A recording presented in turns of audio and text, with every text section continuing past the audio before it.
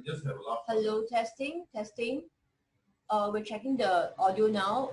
Is everybody able to hear? I'm just going to let more people in. Hello, testing. Are you able to hear wedding? L? Yes? Okay, good.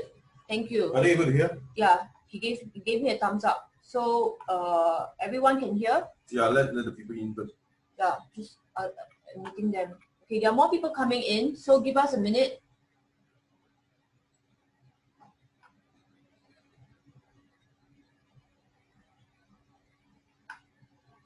Okay, we'll play the video in the meantime. Just how long you need?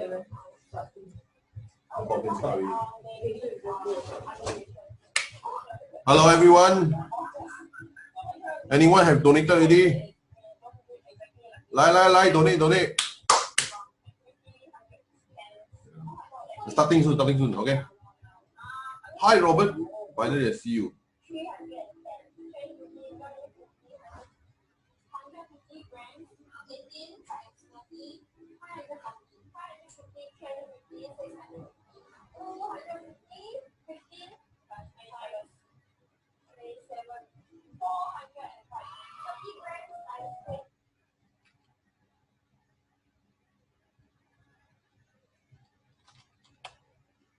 Hello everyone.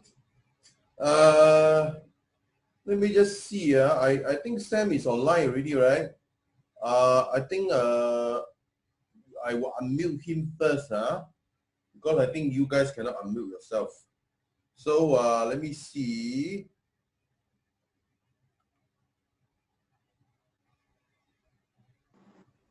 Hi Sam, you are unmuted. Maybe can you say hello to everyone? Hello. Can you hear me? Hello. Yes, can you hear me? Did he say anything? Yes, I said something. You can hear, right? Wedding, can you hear me, right? Yeah, but I can't hear him. Hold on a second. Can you say something? I must ensure that I can hear him. Yes, I'm talking. Can you hear me? I think everyone else can hear me except for you.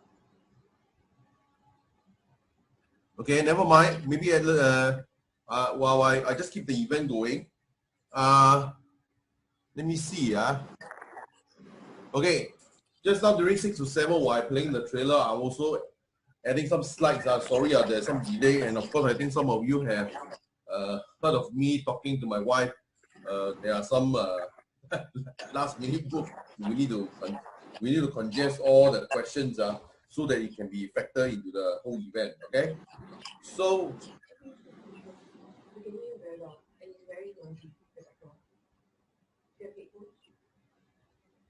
No, I don't have. No, but the thing is, I project the voice here.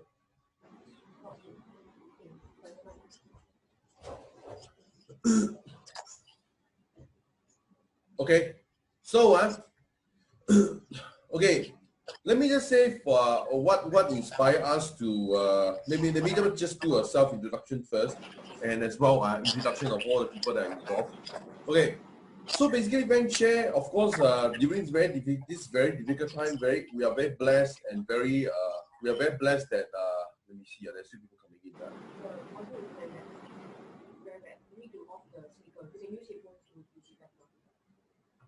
Hold on a second. While I want to improve the audio, I will switch to my own headphone.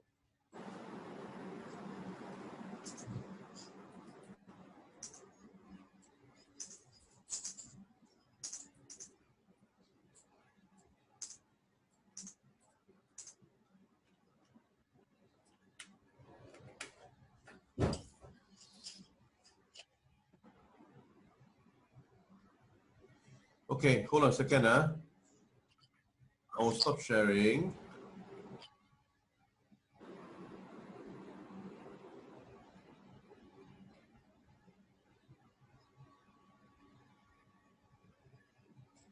Okay, I will switch my to my earphone. Hello, Sam. Maybe can you say something? See whether I can hear you. Hello, are you here? Can you hear me? I can hear you. Hold on a second. Can you hear me? Hold on a second.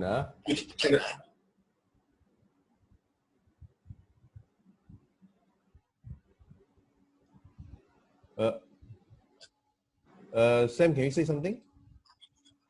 Hello, can you hear me? Iris can hear me. No, I cannot hear any of you, Iris. Okay, Iris, can you say something? I am not muting myself. Sorry,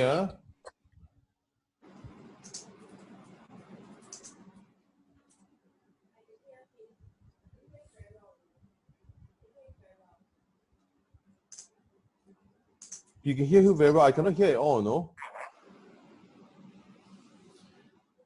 Can you hear Iris when she Hello, spoke through hello? the system? I don't think it's headphone problem. Sorry, sorry,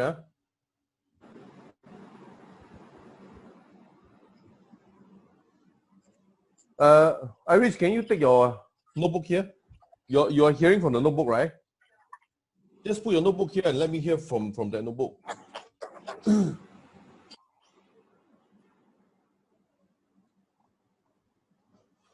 Okay.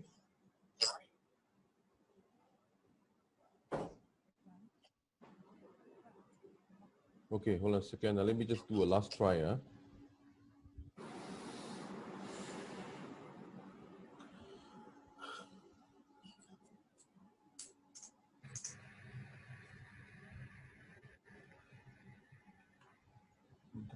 Okay. Same system. Okay. Can someone say something? Hello, hello, hello. Yeah, I can hear you already. I can hear you. Okay, sorry, there was some adjusting around. Okay, let me just go back to the slide first. Let me just do a proper introduction.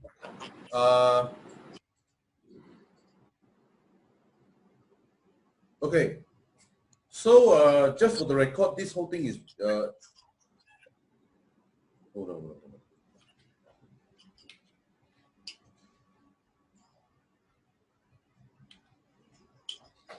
Okay, I'm going to share the screen. Sorry.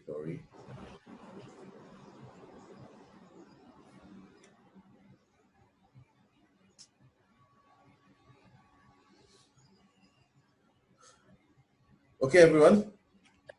Thanks for everyone for your patience. Sorry about the hiccup. Okay, so basically, let me just share with you how this thing got started. Okay, long story short, let me just mute everything because I start to hear, when it works, I start to hear everything. Okay, hold on a second. I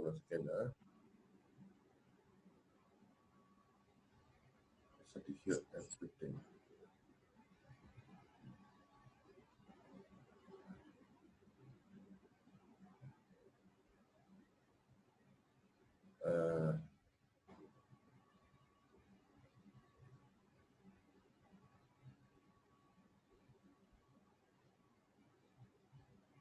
Okay, sorry.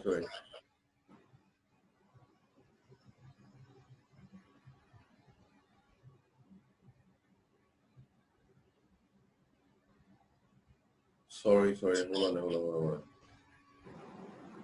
How do I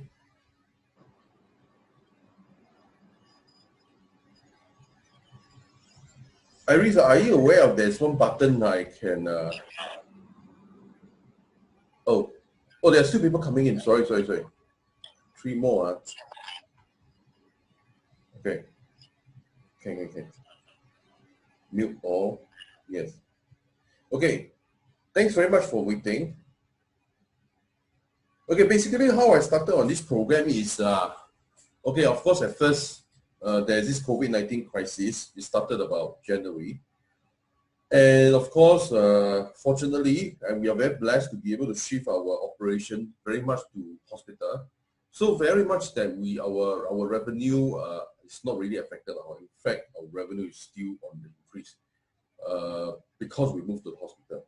So the thing is like this, and then of course when I heard that the government is giving out some money for us, very honestly, our revenue is not affected. Our revenue is on the rise. The extra money that was given by the government was very generous, and I was thinking for it to be of good use,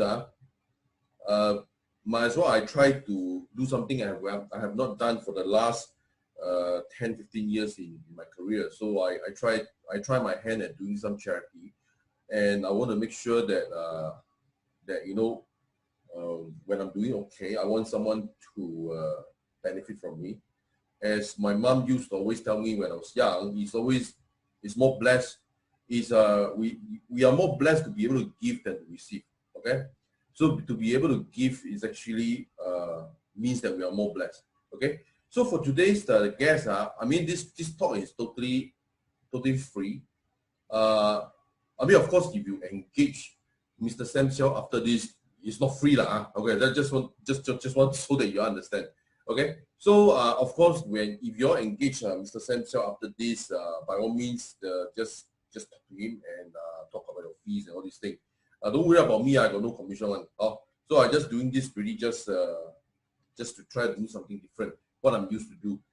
Okay, rather than just doing business, I want to do some charity. Okay, so at the moment, because the last 10 years that I never do a lot of charity is personally because I am not happy about some of the way in which charity are run. Okay, it's just that I don't feel that they're efficient at using the money. But of course, I feel that during the time of COVID-19 circuit breaker, it is sort of a national disaster. It's not a time for me to discuss whether any non-profit is doing it efficiently or not efficiently. I think the more important thing is to step forward, and along with many of the speakers I'm going to invite, Mr. Seow being one of them, they are stepping forward so that we are doing something what we can to donate to the food bank. Okay, so the food bank. Okay, let me just go to the next slide, which is introducing the food bank. Oh, by the way, this is the QR code of food bank. Okay, scan it and donate money. Okay, so the any amount is fine. $1 is fine. $50 is fine. Okay, I was, for what I remember, anything more than $50, you will get to enjoy some double tax deduction or something. But okay, exactly the details, please talk with food bank. Don't talk with me because I don't work there, so I won't know what is required. Okay, but long story short, donate first. I mean, of course, some of you may have gotten some $600 from the government. Some of you gotten some money from the government if you feel they don't need. I mean, of course, there are people who actually return the money to the government. Of course, that is fine as well. Okay, when you return the money to the government can redeploy the money somewhere else for the purpose of national purposes.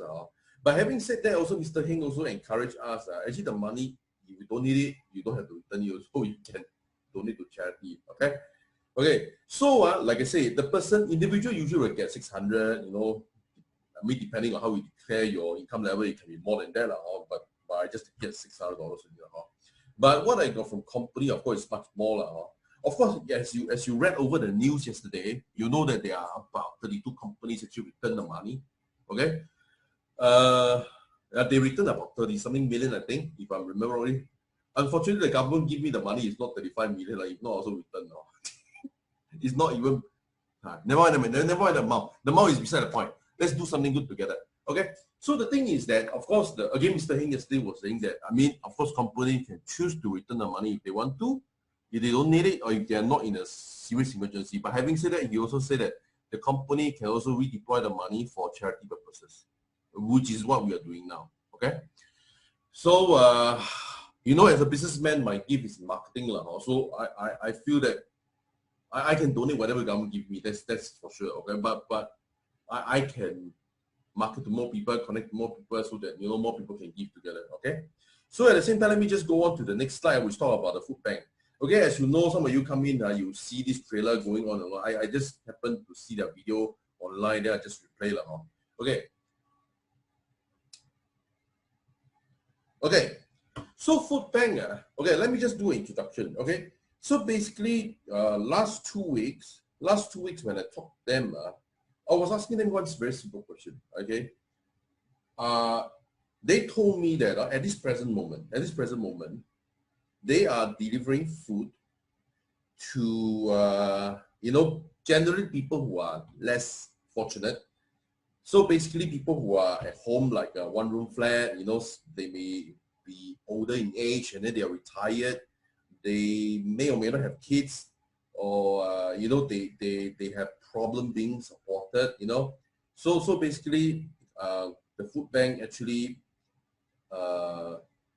step up, you know, to bring the food to these people. Okay, so oh, by the way, in case there's QR code there also. The QR code is sprinkled everywhere, so just scan and donate, okay, as quickly as possible.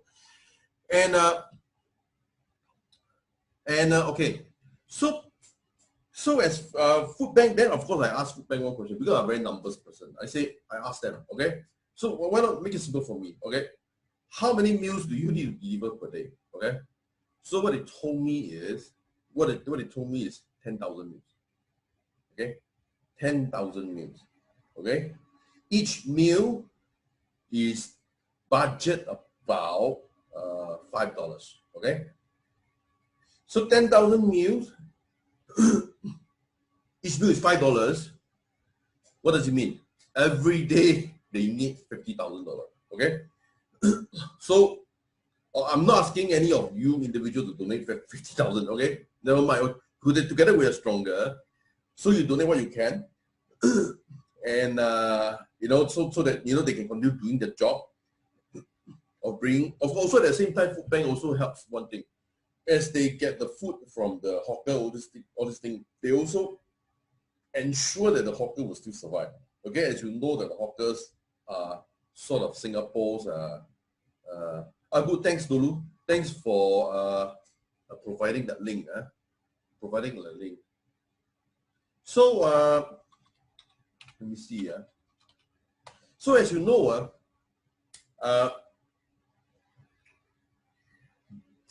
okay, as you know, hawker food is part of our social heritage. I mean, other than feeding the poor and less able and less fortunate in the country, they're also ensuring that our country, the social heritage gets preserved. Okay, that's the important thing. Okay, so by donating, you're creating a difference to us. Okay. Okay, I'm seeing the messages. Robert, it doesn't have to be PayLah, it can be PayNow. Okay, I think the QR code actually has some the acceptable payment option there. Okay, so you can just choose the one applicable to you and you just donate. Okay, okay. Okay, too many things to control. Hold on a second. Let me just ensure the story is not left out. The story is important. Okay, hold on a second.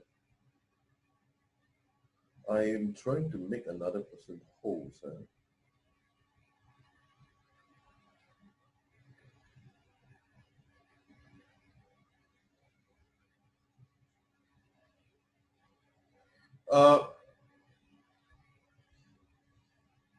Okay, never mind. I don't think we can have two hosts, right? Actually, anyway, I'm not really sure about Zoom, so I rather don't mess up everything. Okay, there's one more coming in. Okay, so basically, long story short, food banks deliver 10,000 food packets to basically the amount of families are. So every day they need $50,000. Okay, long story short. Okay, by all means donate according to what you're able to, and we just move ahead. So basically, food bank. Okay. So let me just introduce today the speaker. Okay. Sam, sorry, because I'm rushing the slide. I never put the handsome photo here. Okay, let me just do something. Okay, of course, I have something official that I can read from, but I know Sam for quite a long time. First time I got to know him is through my wife. My wife is a musician, is an artist.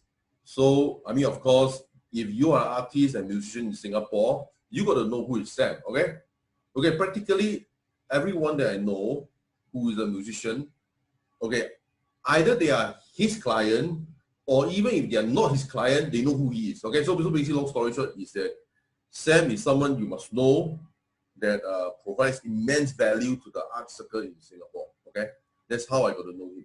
Okay, so of course, as I got to know him, we often engage in some discussion, and I find that he's a highly intellectual person. I mean, he's not just intelligent in law. He's just intelligent in a lot of things. So there are few things sometimes some ideas I will run through him, and then I see what he say and things like that. Okay, so basically, of course, we ourselves are doing our trademark. We are actually asking Sam to help. Okay, Sam is really an expert in this area. Okay. And of course, Asia Pacific Legal 500 has ranked Samuel as one of the significant individuals in the fields of intellectual property and media law. Okay, so in 2010, he has also received the Spirit Enterprise Award. Okay, and let me see the next slide. Okay, a disclaimer. Okay, again, you see the QR code is there. Okay, actually, I'm still experimenting this way of raising money. Okay, I believe the kind of thing we are doing, okay, it may not be new in the world, but probably China is doing something similar because they have QR code payment system. So in Singapore, I believe we are among the first to do this kind of thing as we present Facebook Live and of course on Zoom. There is a QR code present there. I mean, as long as you feel happy and then you scan and then you donate. Okay, it's very much similar. Last time this kind of model I also inspired last time by NKF charity show and a lot of charity show. They show TV show and then they sing song. Of course, I can't sing song. Okay, Iris can sing song. Maybe there's another session this her singing song. So as a result of sing song, and then of course you see the slide and then you see the QR code. If you feel that we have done a good job talking to you, sharing our knowledge, you can just scan on the code and just make a payment. You can make any amount of payment. It's fine. Okay. So first thing first, the disclaimer first. Okay. Law is highly contextualized, okay? As I go through my business, and then of course, sometimes when you business, unfortunately you have to deal with the law actually, after a while you feel that when you deal with the law, it's so fortunate because after you find to deal with the law, at first you may feel that it's a bit leceh, but you find that dealing with the law and having a good contract protects your interest. You also protect the interest of your client, so it's collective interest, okay? But having said that, law is highly contextualized, okay? So whatever discussed here is just for discussion purpose, okay? It's just discussed for discussion purpose. It shall not replace a formal legal consulting process. So like what I was saying, if you feel that beyond the Q&A today, you feel that you want to have a formal process, please really engage Mr. Sam for it. Okay, and I don't get any commission, but he's my lawyer, so I am very confident of his competence level. Okay, very, very confident. Okay. Okay. So by all means, today is for discussion, because sometimes when you ask questions, you may leave out some pertinent details, which is very important. But in this normal public Q&A, it won't surface one. So you need a formal process to really bring out all the details necessary in your case. Okay. So you must understand this one, disclaimer, this one is just for legal, it's just for discussion purpose. Okay. If you want to go towards a legal conclusion or action, please still engage your lawyer. Okay. Okay. So okay, before I go on to the question, maybe I will unmute Sam. Maybe he will say hi to everyone, and maybe he would like to say something before I go on to the Q&A. Okay, hold on a second. Let me just unmute him. Hi, Sam. Hello. Hi, everyone. Can you see me? I can only see the slide. Oh, okay, yes. Okay, hold on. I can. Okay, when I stop the sharing, of course I see your face. Okay. Then of course when we go back to the question, we can launch a slide. Most importantly, because the slide has a QR code, so they can donate. Okay. So do you have anything to share, or we just go straight to the Q&A already? I've read a bit of the questions that have come in. I think today, if we want to be more productive, I suppose the answering of the questions should be key. So if you could maybe throw some of the questions to me, then I'll try to answer them. Okay. Okay. Let me just load the questions.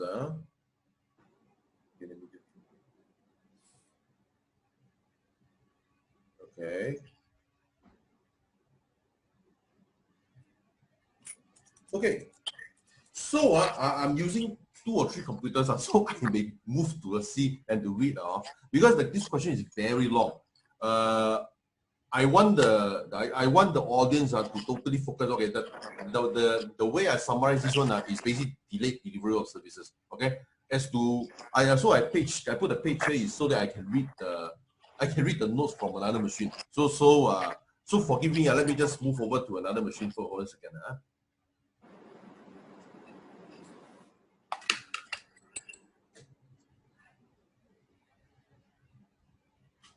So Sam, let me read to you the questions. Hold on a second.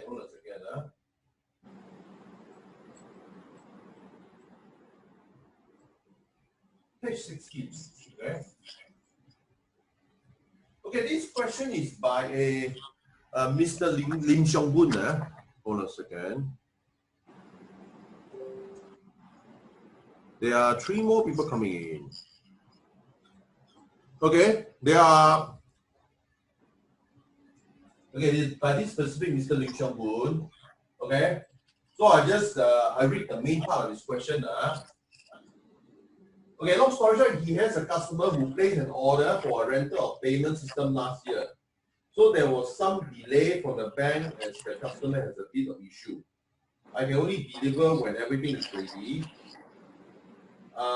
Okay, the order can be ready on 28th June. Okay, I think the dates are not so important. Let me just focus on the main point. Okay, long story short, what he's saying that the customer that he's serving delayed the installation date. Okay, and he agrees to it, but on the date where he's supposed to install, the Tiong Bahru Plaza suddenly has a coronavirus case. Okay, so as a result,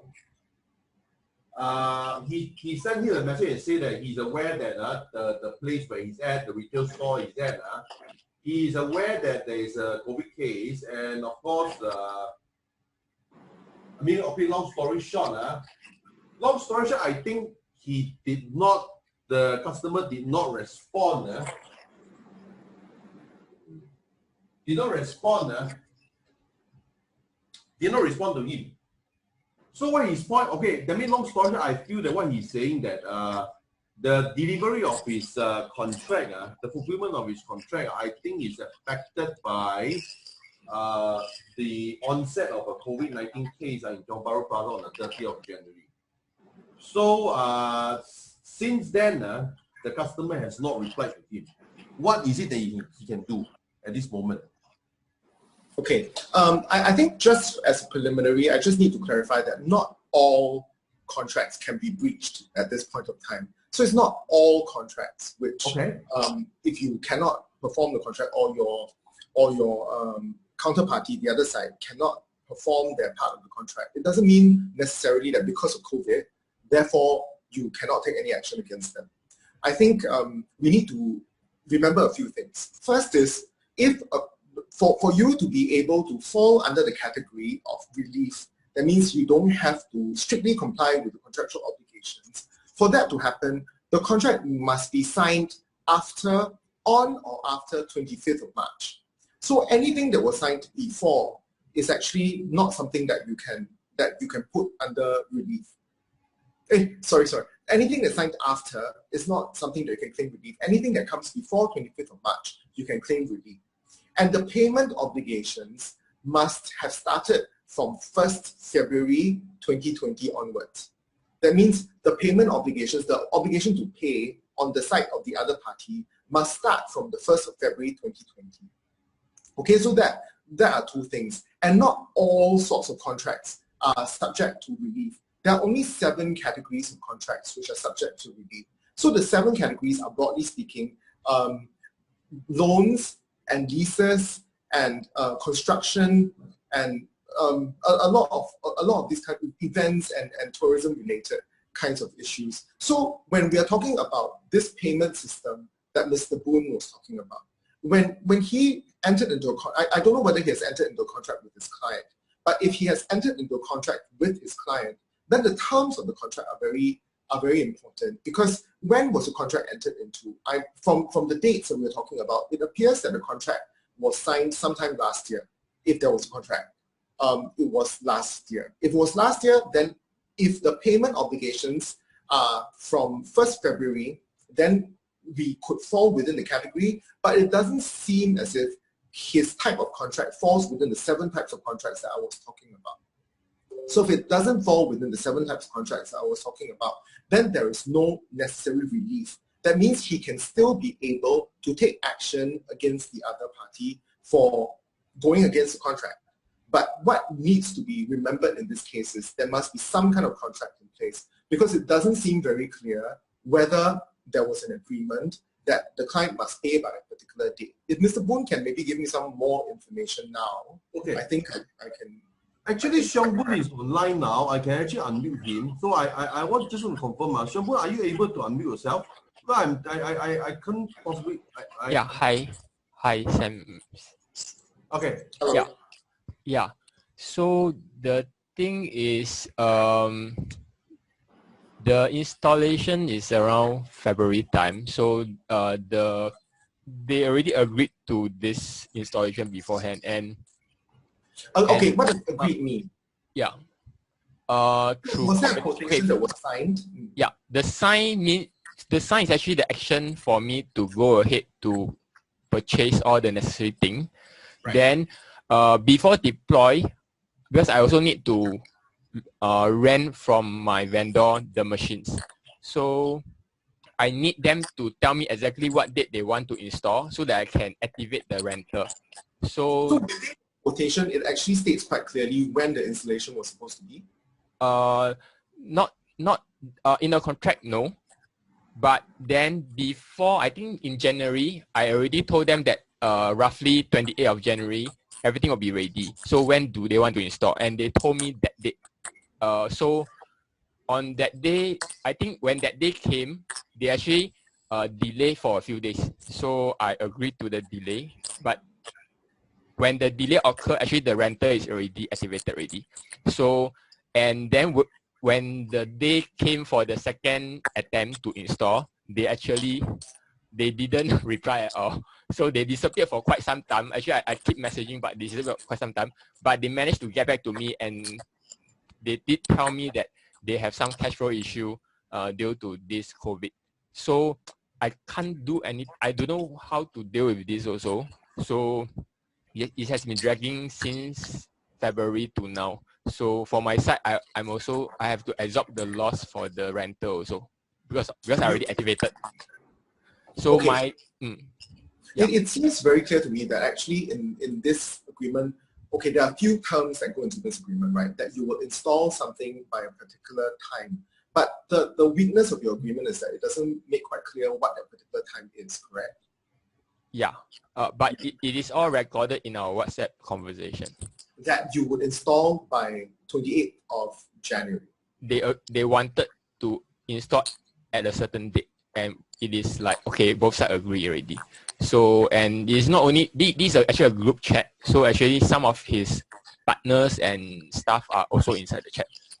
Okay, then, okay, can I ask you a question, Seow Boone? Yeah. Do you know whether in Singapore a non-written contract is valid and enforceable? I'm not sure. Well, the good news is it is. So even though your quotation is not very, very detailed, so it doesn't include a lot of the terms, but it seems that the quotation that you have, together with the WhatsApp conversations that you have determined how much it is that they were supposed to pay you, when the installation is supposed to be, yes, and when the payment is supposed to be after installation, correct? Yes.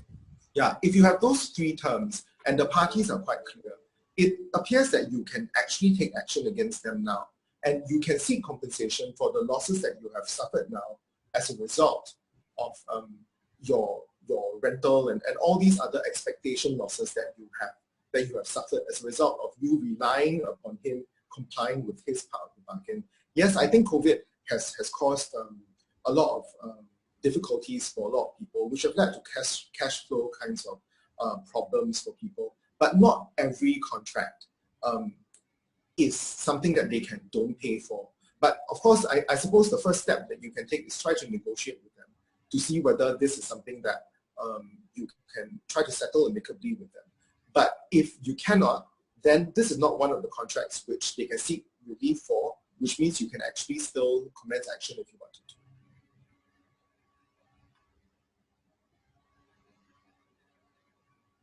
Sean Boon, is the answer okay? Sounds like it's disappeared. Well, he's still online, but I think it's time to move on to the next question. Okay? So there are about maybe 7 to 8 questions. I think some of them are about 90% of the questions are very much property related. Okay? Only this one is not so related. Thank you, Seow.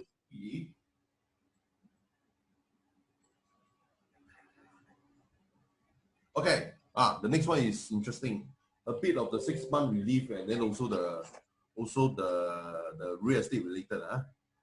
Let me just load up. I don't know whether she's online, but Xin Yi, are you online? Doesn't seem to be. But never mind. Let me just ask for her.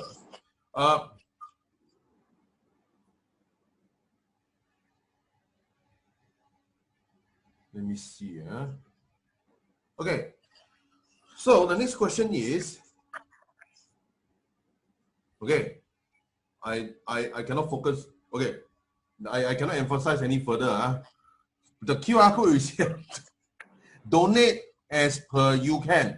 Okay, okay, and maybe next time I should have a condition. Donate, then you can ask questions. but anyway, just joking out. No, you can ask questions. Okay, never mind. Okay, so the question is asked by this lady by the name of Xin Yi. Actually, I know her myself. Hi, does the 6-month rent deferment apply for co-working space? Will co-working tenants be entitled to the property tax rebate? Okay, so there are 2 questions here. One is about a 6-month rent deferment. Is this lady online now? Xin Yi, let me just take a look, just confirm. Okay, I tell you what, rather than me looking through everything, I will just unmute all, just for 5 seconds. If you're online, just say you're online. Okay, are you online? Nothing traceable, Not easy. I'm going to mute everyone. What? I think a lot of people got private discussion. Okay, I don't think she's online, so I guess we just have to answer as it is, as how we interpret the question to be. Okay, so I think I must unmute Sam. Sorry. Just so I just unmute everyone. Okay, hold on. Okay, so the question about a 6-month deferment, I'm not very clear what that 6-month deferment means, because I don't think there is a 6-month deferment. Okay, let me just hazard a guess as to what she may have meant. I guess she may have the impression there is, there's some, the relief does say that you can sort of delay the fulfillment of a contract by 6 months. I believe she probably combined these 2 things and she's trying to infer that the rental agreement is one of those agreements that you could sort of delay by 6 months. This is my guess.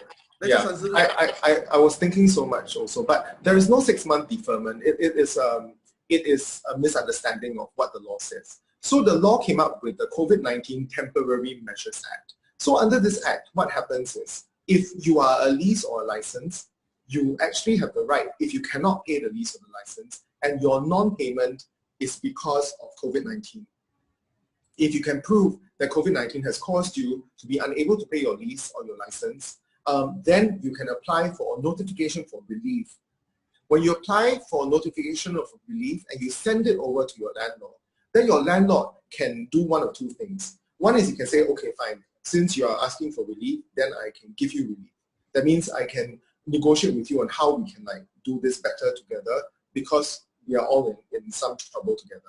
But if that is not what he thinks, and he doesn't think, for example, if you are in a job which is an essential job and all your employees are continuing to work and you still seem to be doing quite well. So for example, if you were selling masks, then in this kind of case, when you're still doing well and you are still applying for notification for relief, what your landlord can do is the landlord can go to the ministry and ask for assessors to assess whether this is a real claim for notification for relief or not, or whether it's legitimate or not. Because if this was just a sham case and it's not something that is really that he's suffering so much, then in this kind of cases, the assessors can say, no, you still have to pay your rent. So there is no automatic 6-month deferment.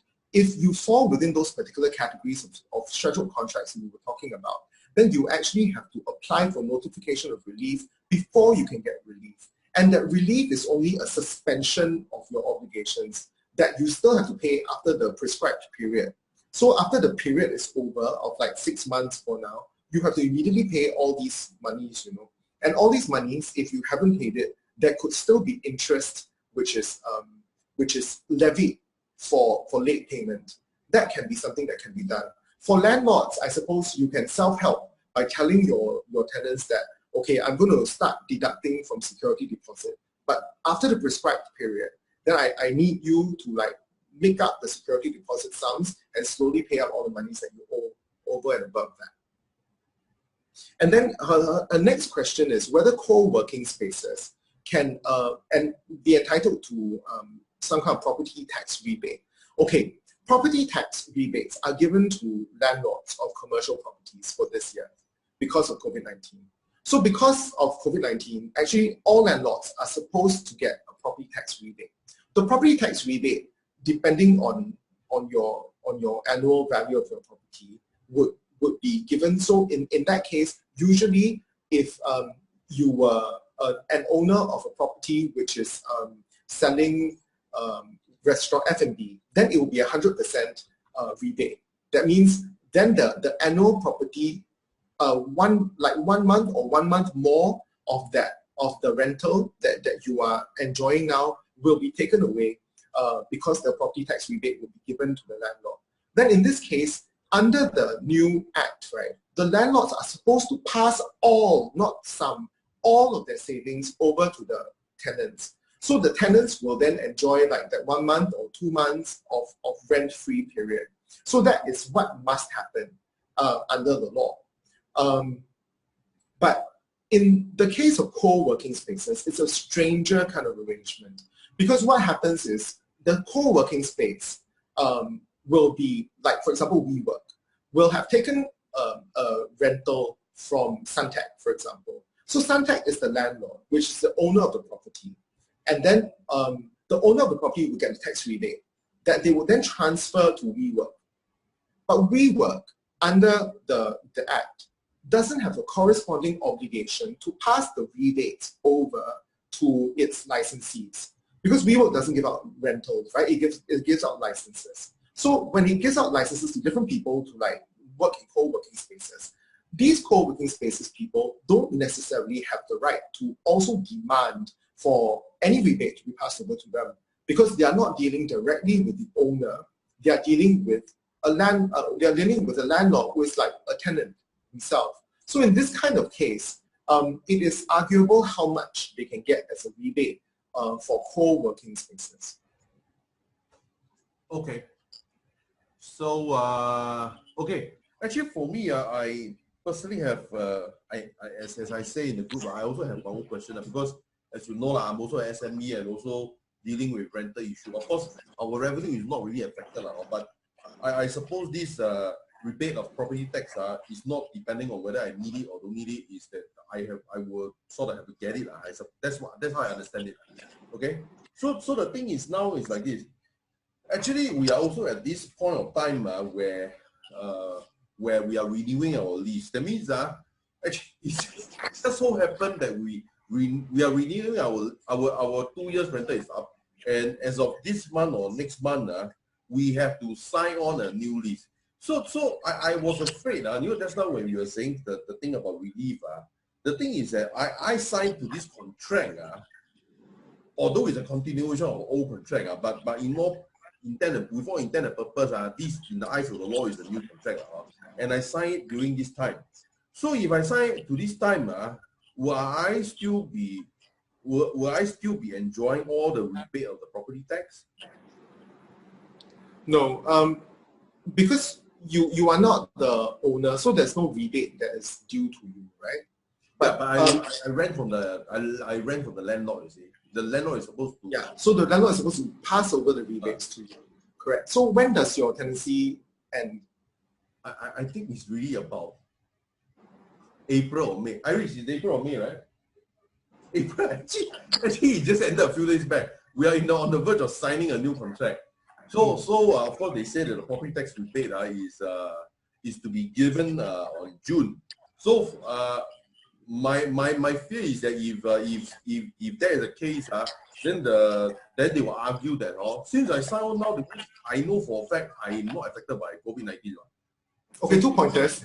One is the tax rebate is due to you, or the benefits of the tax rebate are due to you whether or not you're affected by COVID-19. That's as of right? So they must pass it over to you. But in your case, because yours is not F&B or one of those like 100% kinds of rebates, right? Yours is only about 30% if you use it as an office. So that 30% of money off should be granted to you whether you just signed up or not. Okay, I see. And let me see my question. I think Wedding by LQ has been asking a question for a long time. LQ.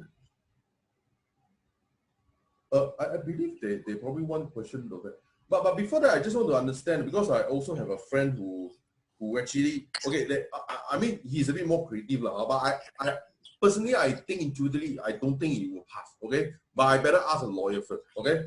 What he's saying is that he intends to contest with his landlord, okay? His argument is that he is renting a space from his landlord for the purpose of business, okay? For the purpose of business. So now he said that just because he's being forced into the circuit breaker by the government, he's saying that as a result of that, there is a breach of contract from the landlord's point of view. So he's saying that on this basis, he doesn't want to pay the rent. Can that argument pass or not pass? Okay, that's an argument that a lot of smart lawyers are also to say that the landlord is in breach, right? Because as the landlord, you are supposed to rent this space to me, and because you are incapable of renting this space to me, because the space has been rendered unusable, therefore you are in breach of the obligations, right? I think that's what a lot of tenants will now want to run as an argument. For you to be able to run that argument, I think it needs to be very clear within your tenancy agreement. And I tell you, a lot of tenancy agreements, a lot of people are using the very standard ones from PropNet or any of these big agencies. When you use the standard ones, it doesn't always appear that the landlord has an obligation to rent you the space. And if they have an obligation to rent you the space, it doesn't also state very clearly that in the case of a pandemic, you can suspend obligations. In fact, if we look at the PropNet's tenancy agreement as an example, there's a clause that a lot of people always call the force majeure clause, right? The force majeure clause would be a clause that says that if the property is damaged by riot or fire or any of these things, right, that is uncontrollable, but then they say riot or fire and commotion, but they don't talk anything about pandemics. If they don't say anything about pandemics, then your force majeure clause doesn't apply. In the PropNet's example, what happens is if the space was unusable because it was damaged by fire or commotion or any within the list of these things, then if it's unusable or unreachable as a result of fire or commotion, you can suspend payment of rental for those particular periods of time. So that's very clearly stated within the tenancy agreement. But what is not so clear is whether pandemics actually fall within that particular clause. A lot of people would run that argument because they would say, but your clause seems to imply that every time anything happens which is beyond the control of the parties that causes the premises to be unusable or unreachable, you would have the ability to suspend payment, right? But the landlords will always argue, no, because my clause says very clearly, by fire or by commotion, it doesn't talk about pandemics. So next time, it makes us now a bit wiser. If you are a tenant and you think that SARS, COVID, any of these things might rear its ugly head again sometime in the future, God forbid. But if you really think that that should be the case, I think lawyers nowadays are going to be very, very vigilant about adding in pandemics or epidemics within the force majeure clauses of a contract to allow force majeure clauses to be richer and to be able to cope with this new world that we're now living in where these kinds of things have become a reality. So what I would put within a tenancy agreement would be that I'll say anything that's caused by fire, commotion, or pandemics, which leads to the space being unusable by the tenant or unreachable because of maybe laws that have been set up, then in that case, the payment should be suspended. Payment of rent should be suspended in these kinds of instances until it becomes usable again. I think it would be very wise for people to do that. Otherwise, for you to try to claim within the agreement that there was a breach of contract on the part of the landlord can always say, sorry, the space is always there for you to use. If you were essential service, you can always come in and use it, right? But you are not essential. So if you're not essential, then, but I still give you the space to use, because before the tightening of the circuit breaker, actually owners could go into the premises and use the premises even because they are an owner, even if they were not essential. So I don't think that many spaces can be rendered unusable because they are theoretically usable. They just cannot be accessed because of the circuit breaker provisions. Yeah. I think the other term that people are using is a merchantable, as in they can use the real estate to earn money. That's their view. If I cannot use the real estate to earn money, then you breach a contract. That's their point of view now. So in your view, it won't pass. This one very hard to pass. No. Yeah, because if you read the Act very carefully, the Act says very carefully that the Act, right, is secondary to force majeure. So if within your agreement, it's very clear what happens and what constitutes force majeure, then your agreement, because it's the voluntary agreement between the two parties, will be binding. Most agreements, unfortunately, don't have the pandemic clause. So then the other thing that people can try to use is frustrated contracts. They can try to say that my agreement with you has been frustrated because the character of the agreement is no longer what I had anticipated when I first entered into the contract with you. So for example, I had a client who signed a 6-month lease with a co-working space. And then the moment he signed, he's a bit sway. The moment he signed, then April, then the circuit breaker started. So if it was a 6-month license to use a co-working space, and essentially 2 months of it cannot be used, would that in that case be frustrated? Would that be a frustrated contract? I think that's very arguable. But if you were a 3-year lease, and then you had only 2 months of it actually not being usable because of the circuit breaker provisions, I don't think in that case you can argue frustration, because 2 months out of 36 months is really not so big a percentage as 2 months out of 6 months or a 3-month contract. But if it was frustrated, then you can immediately get out of the contract and ask for your money back. Okay, sure. So a lot of you should now be thinking about force majeure. Look at the force majeure clauses within your agreement, and then think about whether your contracts have been frustrated. And then only after these two, then you think about what the Act can do for you. Okay, I shall go on to the next question. Sorry, I have to go to another computer again. Okay.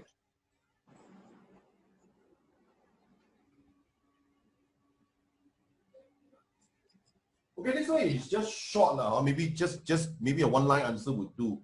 He's basically asking whether they can ask for a relief for commercial rental. I think somehow just now what we have discussed is, long story short, no lah, I suppose.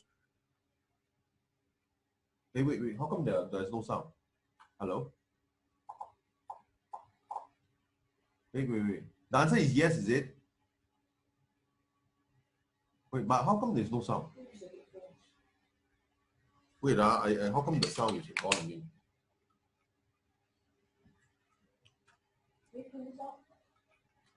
If you can.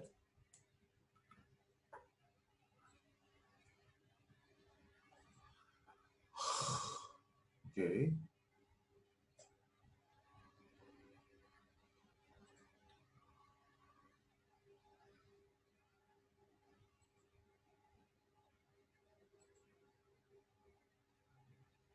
Uh-huh.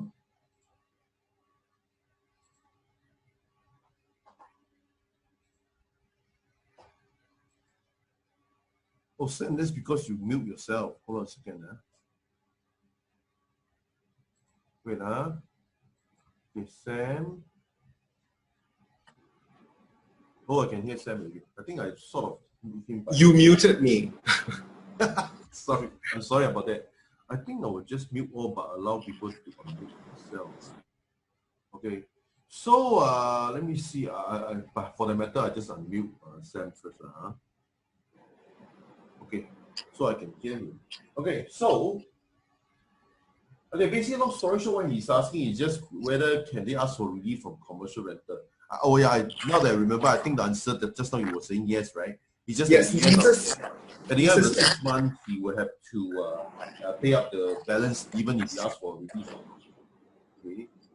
But of course, he said that the landlord refused and forced to pay. If not, they will lock up the space. Is this something they can do, or they can't do if after you have put up the notice of?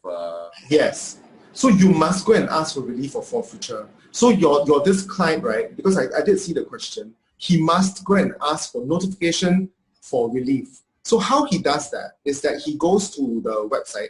There's a MinLaw website, the Ministry of Law website, and applies for notification for relief through the electronic system. Okay. So he can use the SingPass or his CopPass. If he's using a company, then he can use the CopPass. If not, use the SingPass to apply for notification for relief. Okay. And then when he gives notification to the other party, then again the other party has the right to either challenge it and bring it to a board of assessors, or in the meantime, give him the relief that he seeks. Okay. So when you say to seek the resolution in the board of assessor, is it like a formal court process or something like that, or is it like It is like small claims. That means lawyers are not allowed. So you all can go in and argue the case in front of the board of assessors. Okay, I see. Okay, hold on. Let me go to the next question.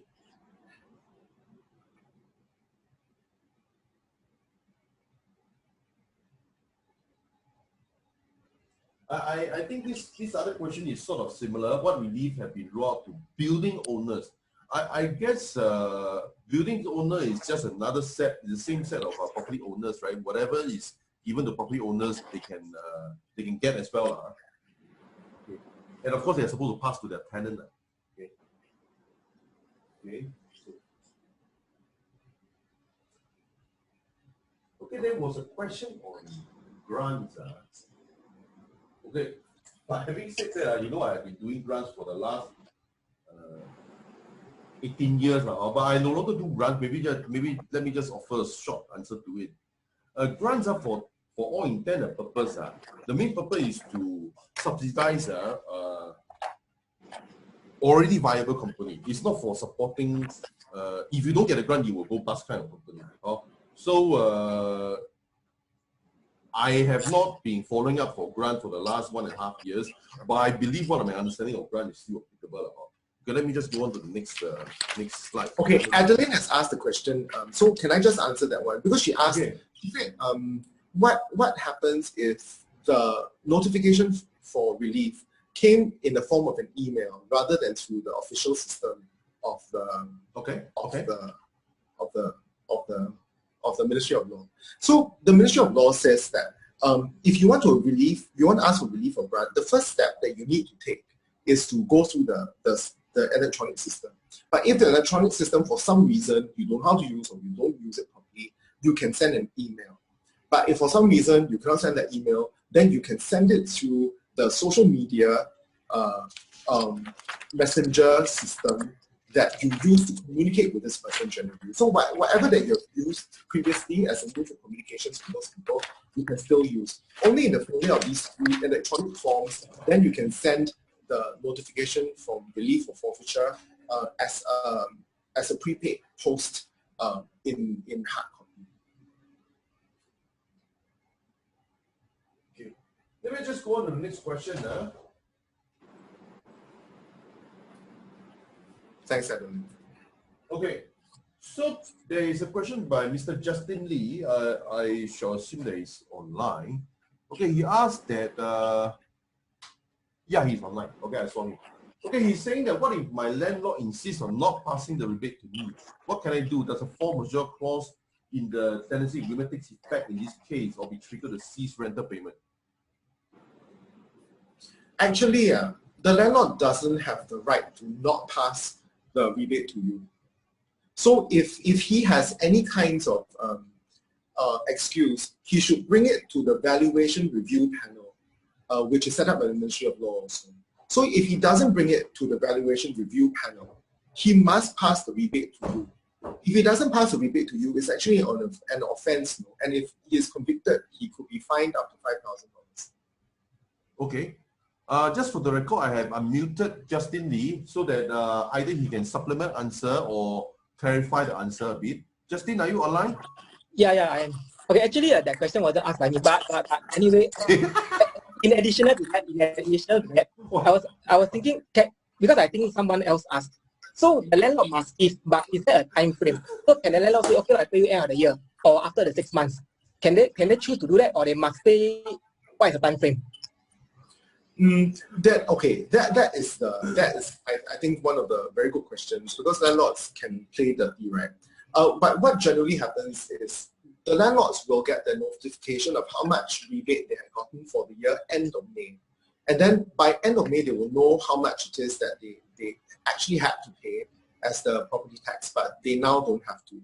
So if they get that figure, they are supposed to immediately transfer that figure over to the tenants, either by a lump sum payment or by a set-off of the lease amount or the rental that needs to be paid by the tenant, or he can allow for payments in installments. So that is some of the obligations that the landlord has. But because the COVID circuit breaker provisions actually are mostly intensively focused in April and May, it seems, unless June happens to also be circuit breaker. But for right now, I think most people are hurting in the April and May periods. It appears that the rebate should be given by June. Otherwise, it doesn't make very much sense.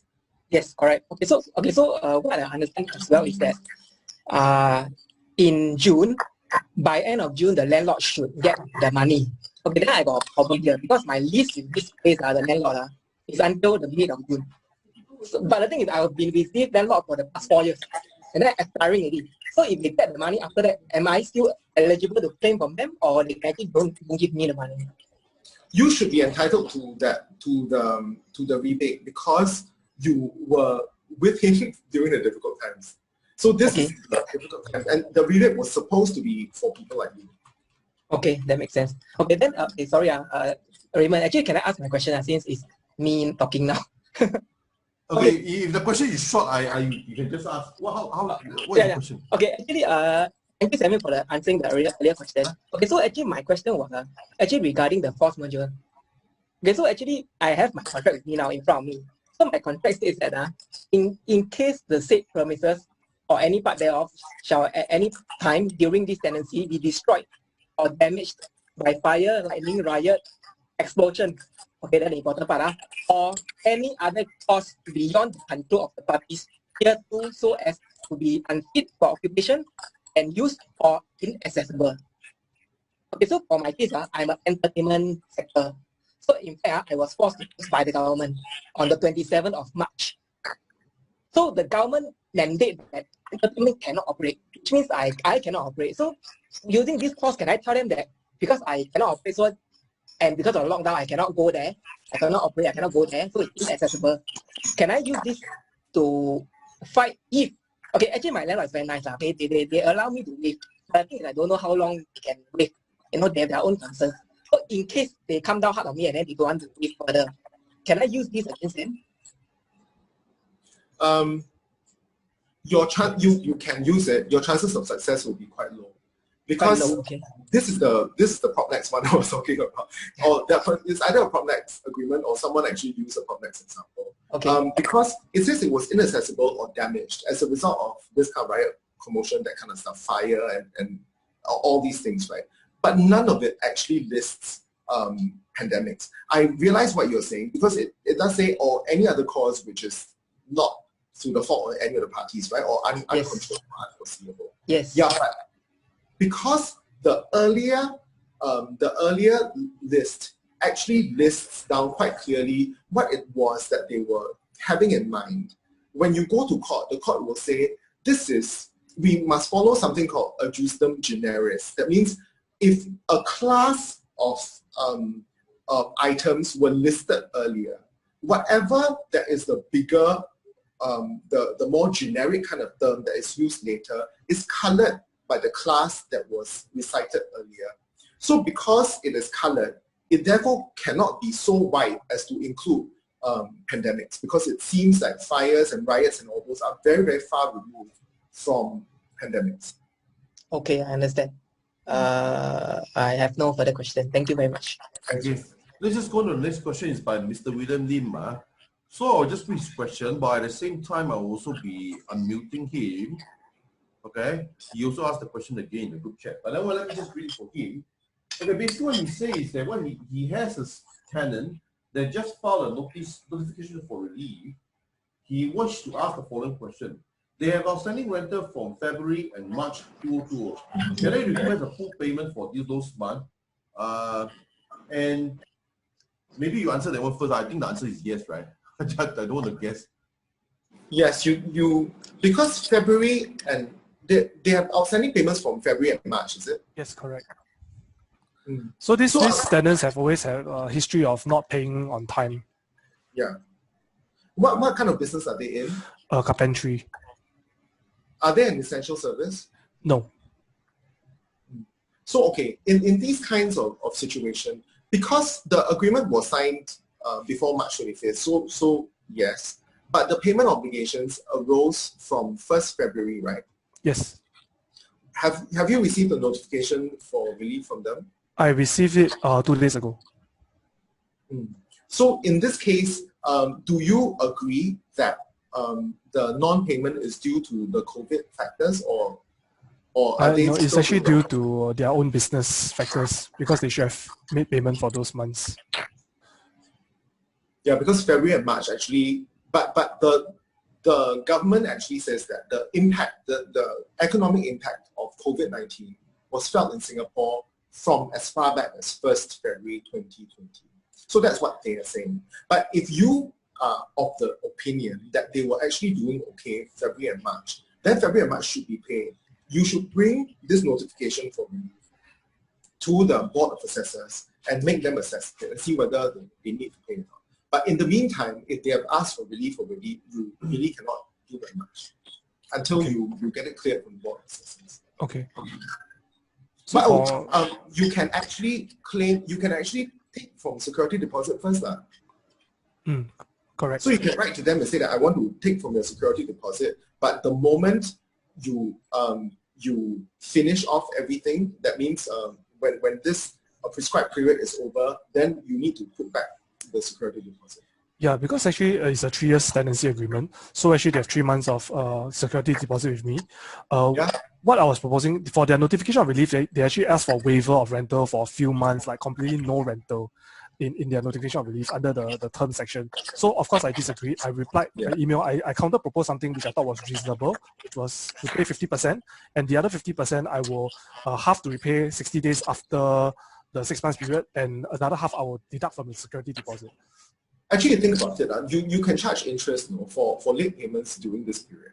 So if you charge interest, you can take from security deposit and still charge payment, because under the agreement, the lease, it would be very, very clear that you're not supposed to take money from security deposit to pay any of the rent. So by the fact that you have done that, you can still claim interest for that month as still being late. Okay. Okay. Just a question. So as long as they have served this notification, and I disagree, must we definitely go through the route of the assessor from the Ministry of Law? As long as I disagree with his terms. If you disagree, you can either try to reach some kind of amicable resolution with him, but if he refuses to, because he sounds like the sort who just doesn't want to pay, right? Then if you are relegated to that, you might just have to have the Board of Assessors help you with this case. Okay, so there's no way, once he has filed this, there's no way I can evict him if there is really a need, because he has always had very bad history of payments ever since like last year. If you wanted to do any of those things, you must do those things only after the prescribed period, or only after the Board of Assessors has thrown away his claim. Okay. Okay, Ken. Thank you very much. Okay, I shall go on to the next question. But the next question is more like a statement, not a question. But anyway, I just read it. The tenant has no income, cannot pay. What can I do? I think I would assume that technically speaking, they can still evict. They can still evict the tenant, right? Sam, is it true? You can only unless they have sent in a notification. Oh, okay. So by default, if they didn't send in the normal law legal procedure would follow, like they can, if they didn't pay up by certain date and as per the contract, they can evict. Yeah. Once again, the agreement must be signed before 25th of March, and the payment obligations must have arisen from 1st February onwards. Then, and it falls within the 7 scheduled contracts, then they can ask for relief. Okay. In the case where they ask for relief, is from the impression I got from your answer, is still something they can contest, isn't it? With the Board of Assessors. Yeah, because once again, if you were in the business of selling masks, or if you were a hospital, in this kind of situation, you're actually doing quite well. Or then in that case, if you're really doing well, then it would be unfair for you to claim relief from forfeiture when you don't need any kind of relief. And then if your landlord feels as if like, hey, it's not very fair, I don't think you're not doing well, and you cannot justify you're not doing well on the basis of COVID-19, then they can go and bring the case before the Board of Assessors. Okay. Let me just go on to the next question now. Oh, by the way, in case I didn't emphasize earlier, the session will go on to maybe 8:30. Maybe after slightly 8:40 or something like that. That is most because it shouldn't be too long. Okay. So the question, okay. So there's another question by Jay. There's a question by Jay. So what he's asking is that if I sign an addendum to a tenancy agreement in April 2020, or making partial weekly payments, am I obliged to honor that, or can I defer all rental for 6 months? Who is this? This is a tenant or a landlord? His name is Jay. Let me see whether I can. Let me see whether he's online, so I can just. No, he's not online. I mean, okay, there are 2 persons coming in, but it's definitely not Jay. No. Jay is not online. But I see the key thing is that they say they signed the agreement in April. I suppose that's they signed the agreement in April 2020. The addendum, not a contract, but there is like an add-on. It's like an attachment to it. Addendum to it. If the agreement was signed after 25th of March 2020, right, then they cannot ask for relief from forfeiture for that part of the agreement at least. Okay.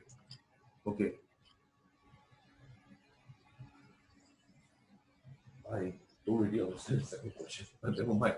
Okay, let me just see, yeah. Okay. Sorry, Arish was saying something? Okay. So the question that were pre-submitted has all been handled. So what is left now is those questions in the group chat. Let me just mute everyone except I will just unmute Sam again. Okay, Sam is unmuted again. So let me just see.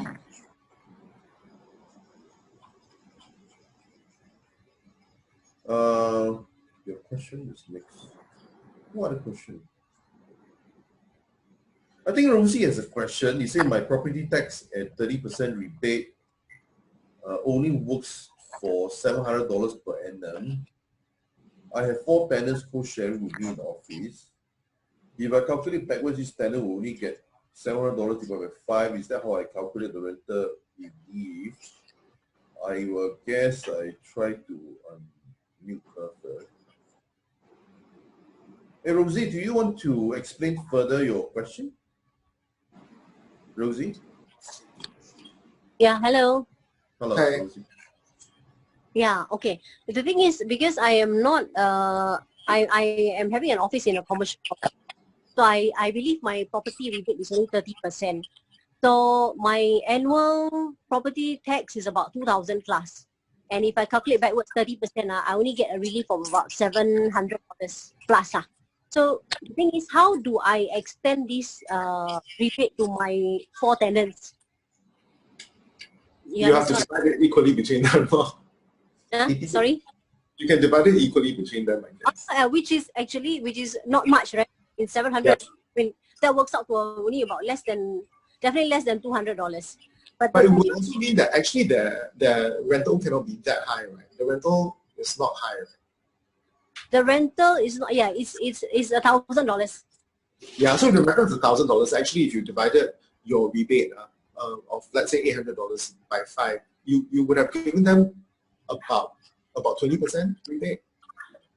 Right, correct. But that's only for, I mean, if I want to take it by month, if I divide by 12 months, that is really nothing. You that's what I mean?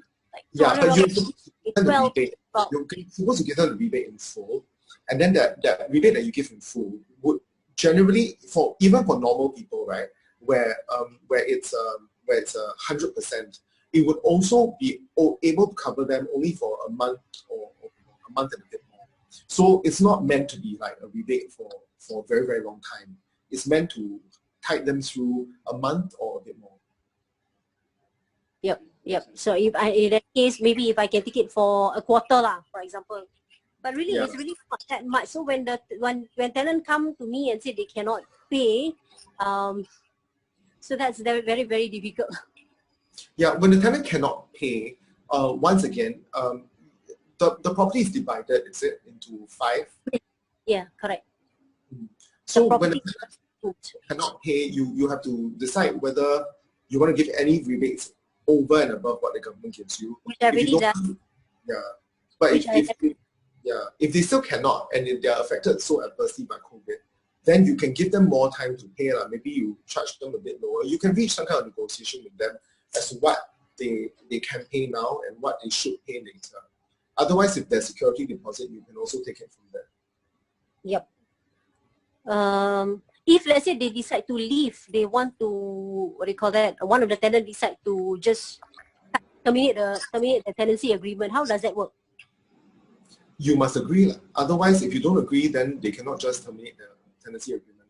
The general principle in relation to someone who signed a term lease is that they must pay for the full term of the lease. Right. So even if they want to leave, they have to pay the full term, subject to your ability to find someone to take their place. So if you find someone, let's say they leave in June, and then you don't find someone until December, and you've used good efforts to try to find someone, but you haven't found anyone until December, then they should still pay you the price for June to December. Okay. All right. Okay. Thanks, Sam. Thank you. Yeah, thanks, Rosie. Okay, I will just mute you first, Okay, so now Wei Long has a question, but I feel that his question is probably repeat of what I say. But anyway, in any case, I will just unmute his first. He's quite long. Maybe I just unmute so that he can just ask you in person. Oh, Wei Long, can you hear me now? You are unmuted. Maybe you can just phrase your questions. Hello, Wei Long, are you here? Wei Long?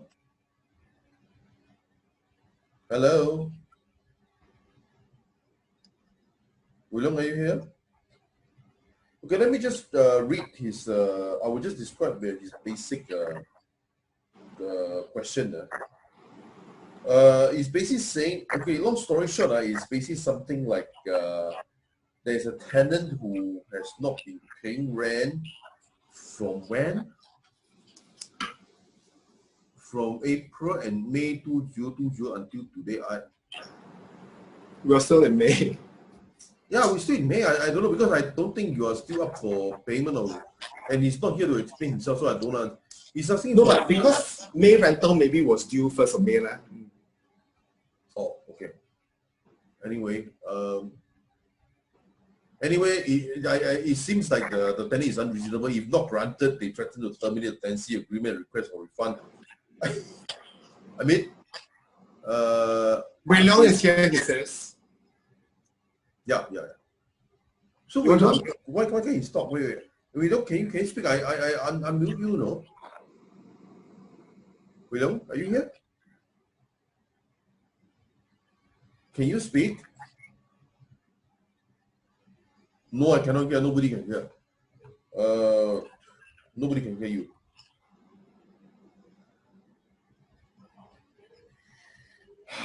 Nobody can hear. No.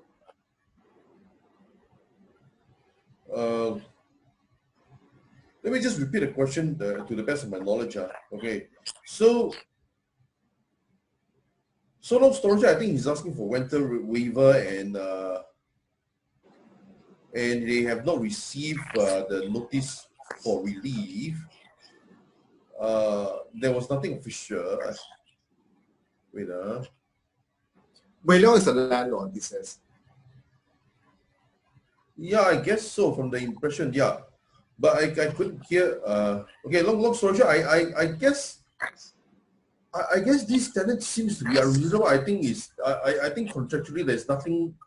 If I were the landlord, I would not let him go. I would not let him go away. Okay, so let me see. Say you ask what. Hello. Yeah, we don't. Okay. Yeah. Oh, can you hear? Yeah. Hello. Now can. Oh, okay. Yeah. So basically, as a landlord. Yeah. And then? So because the tenant is in entertainment outlet, so the government has already imposed that that no entertainment outlets can be open since March 28, 27. And looking at the whole situation, it might actually go beyond 1st of June. When the circuit breaker is already over and everything, and probably the whole entertainment outlet and everything will not be able to resume normal business as it is until further notice. So this might prolong a little bit longer. So now even at this point of time, the tenant has not been paying for since April. And also now it's in May, so they have not paid as well, and they have asked for a full 6 months of rental waiver. Yeah. Okay.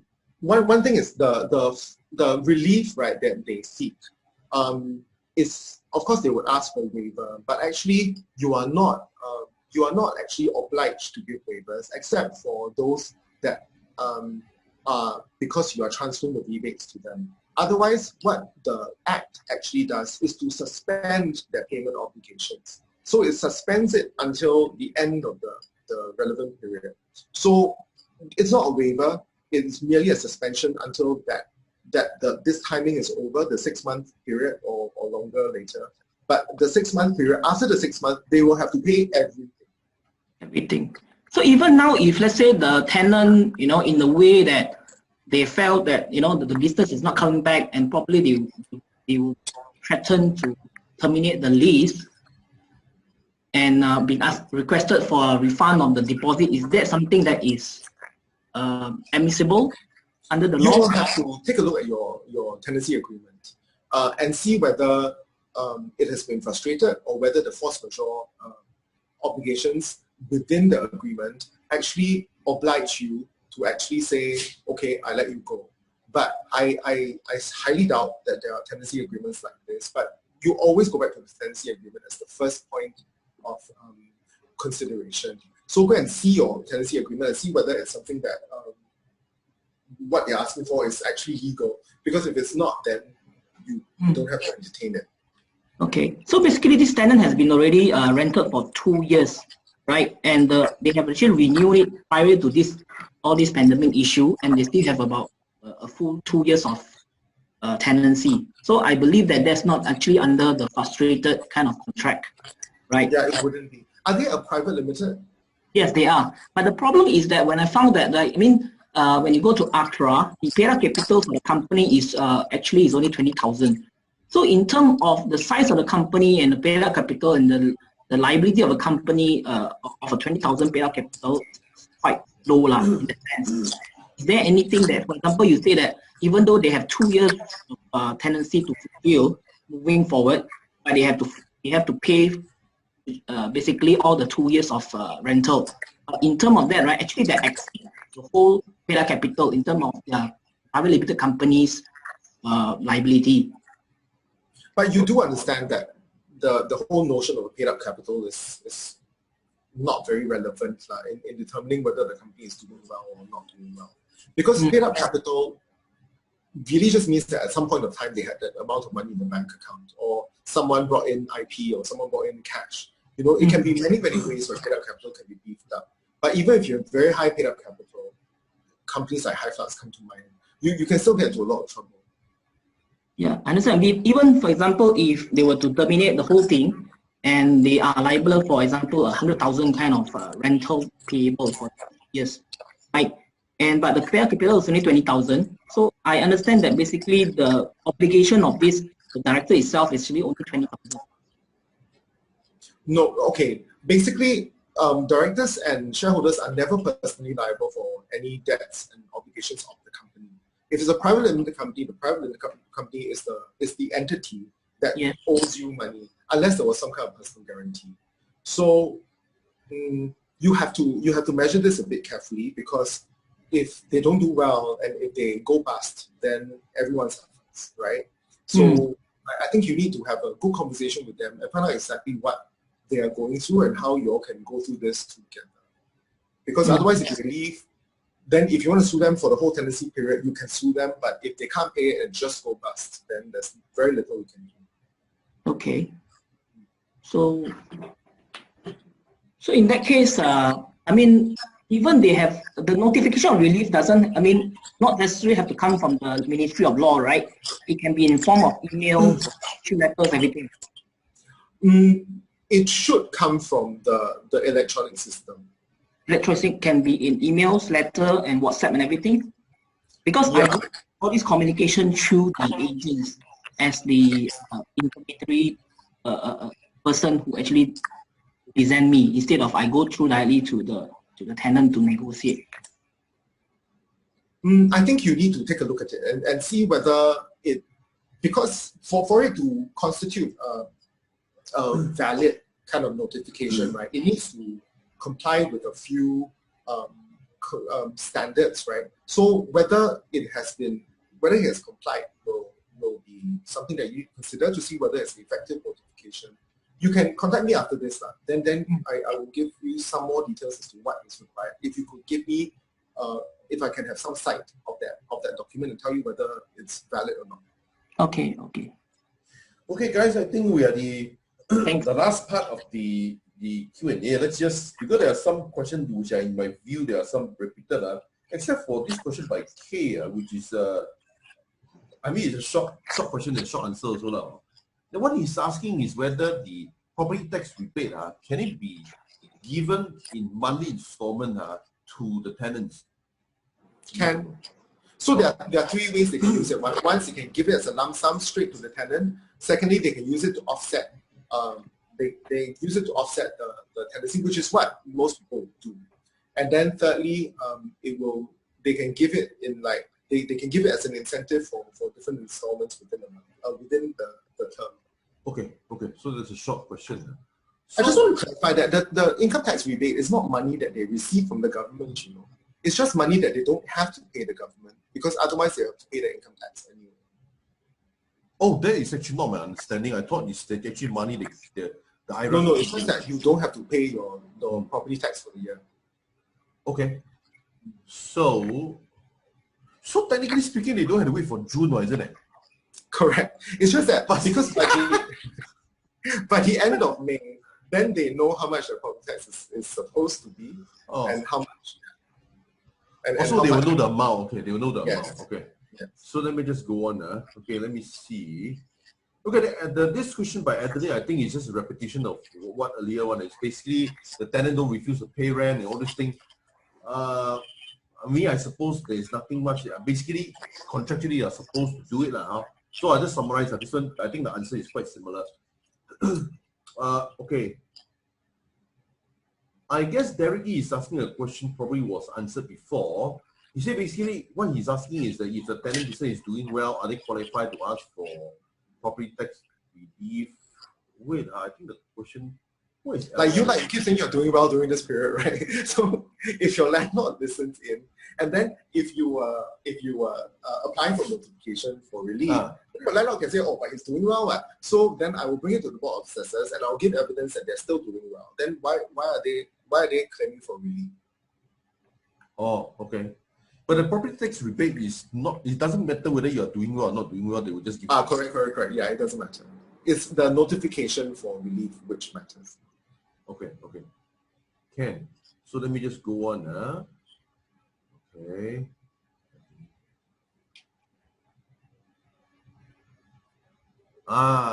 This is something different because it's nothing to do with property. Okay. This is by this Andy Wedding. I suppose he's doing wedding business. Okay, this one I shall read full because finally we see some question that's different, not property related. How about clients want to cancel the wedding event and want a full refund of deposit? We have running costs to run a company, not only for the event date, but they have filed for relief from Ministry of Law. What if the Ministry of Law agree on the refund? Sorry, can you say that again? Okay.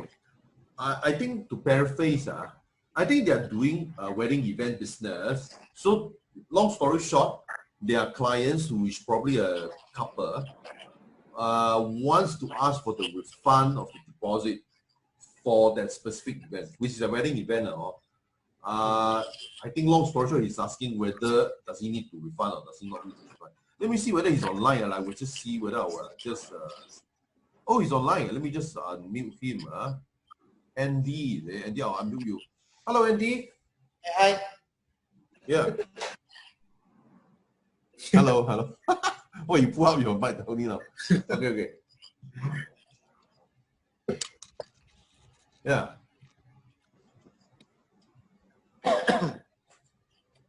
Can you hear me? Yeah, I can hear you. Okay. Basically, I want to ask. Basically, that all my customer, which they want for refund because I'm doing wedding event. So basically, they have paid some deposit, and they thought that we have not done anything yet. But like you said, there's our manpower costing to be paid, like our account manager to handle the file, and our finance to handle the payment. So they don't see that way that their deposit is not been used yet. So yeah, so that's my question. I think the notification for relief, right, should be used as a shield and not a sword. So they cannot use it to say, I want to terminate the agreement and therefore you need to return my security deposit to me. I don't think that's the correct use of the notification. The notification should be only used when you are trying to sue them or you are chasing them for like further payment. And then they use it to say, oh, I'm looking for notification for relief because I'm part of the contract. So because your events are actually part of the 7 types of contracts, right? Yes. So you are part of the contracts. The agreement must have been signed before March, and the payment obligations must have come up from 1st February. So it's not for them now actually to apply for relief by saying they want to terminate the agreement. I assume that your agreement with them is quite good, right? So if you have a rather good agreement with them, and then if they want to back out of it now, they must back out of it using the terms of the agreement. But if the terms of the agreement don't allow them to do so, and security deposits usually are not refundable. So, and because you would have started making preparatory steps and hiring people and all that, as you have said earlier, then in that case, you can justify not paying them their security deposits back. You might want to approach your customers now and say that, would you like to delay everything till after the circuit breaker. I think that should be something that you should be considering doing, because otherwise people will take the opportunity to try to terminate. But they cannot use the relief or forfeiture for that. Okay, but actually they have signed up the relief to Ministry of Law. My first video conference is on the 14th May. Which is very soon. Yeah, 3 more days. So I got a question. What the Ministry of Law, I said, they said, okay, we need to refund. Then there's a bit of all the wedding refund all them. Can you hear me? No. Okay, hold on.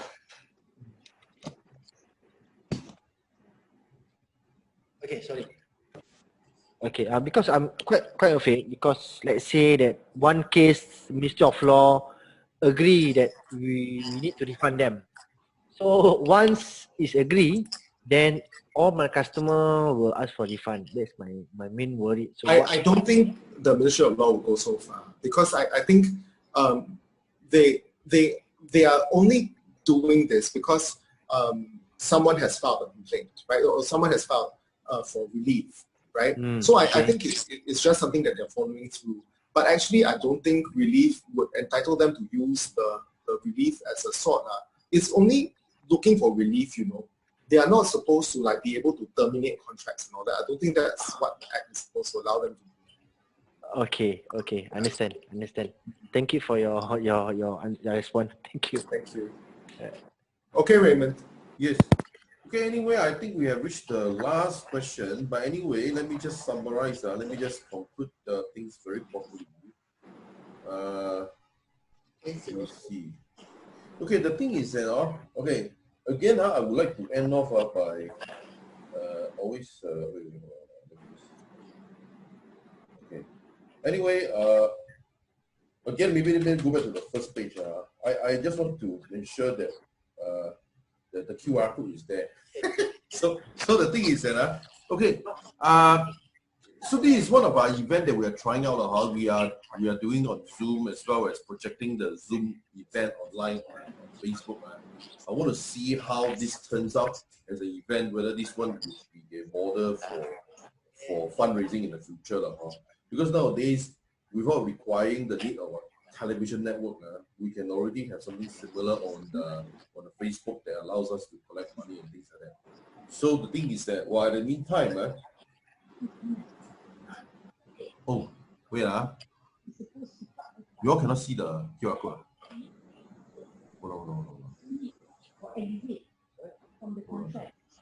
Oh, wrong screen. I got 3 screens in front of me. Sorry, I got 2 minutes too.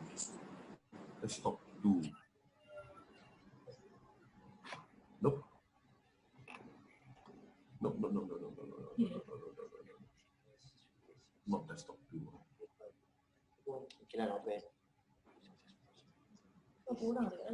Okay, so here the QR code. Okay, so before I end off, I will just conclude a few things. Like I was saying, that this is some experiment I'm doing. I see whether this one works out as a model. Okay, I will mute everyone because Iris is telling me to everybody that's not mute background sound. Maybe except for Sam, I will just mute Sam manually. Yeah, I just unmuted Sam. Okay. In any case, like I was saying,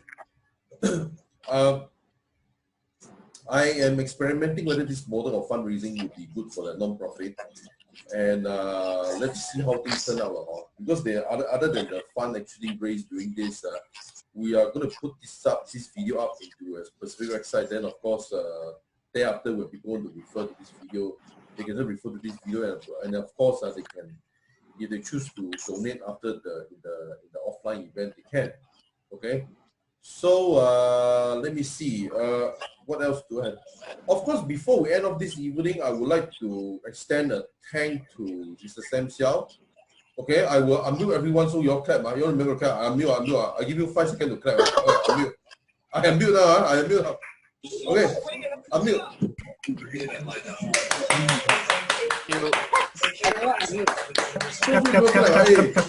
are not used to this social process.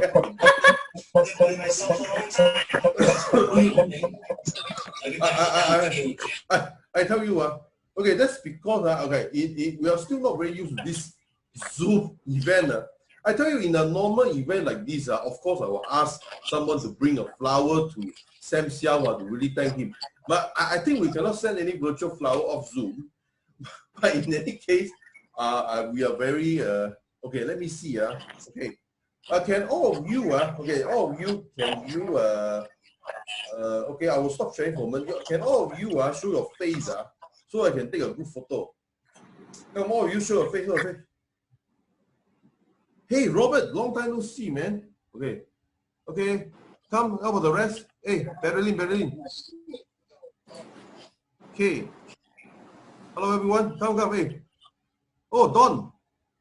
Oh, Don is our staff. Good, man. Hey, about the rest? Waiho, William. Too shy.